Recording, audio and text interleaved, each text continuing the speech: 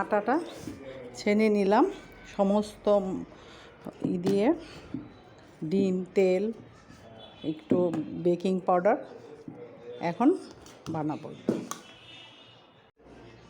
রুটিটা বানাইতেছি, তারপর আপনাদের দেখাবো।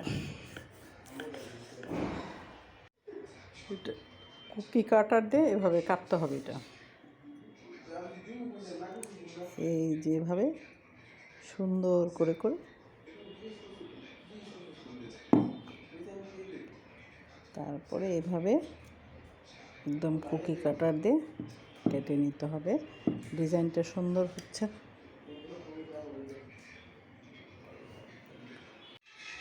এখন এগুলো তুলে নেব। এই যে কুকি কাটার দেখে আসছি, এখন একটা একটা করে তুলে নেব।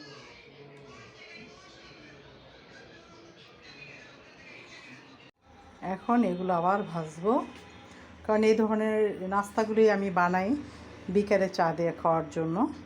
কারণ আপনার ভাইয়া মিষ্টি তেমন পছন্দ করে না, এগুলো বানায় রাখতে পরে চার সাথে একটু খাইলে ভালো লাগে।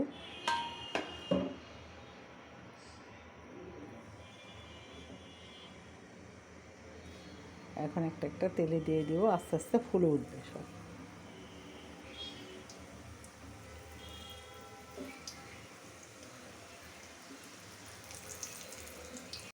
দেখেন এগুলো একদম বোঝায় কি ফুলের মতো কুকি কাটার দিয়ে কাটছি।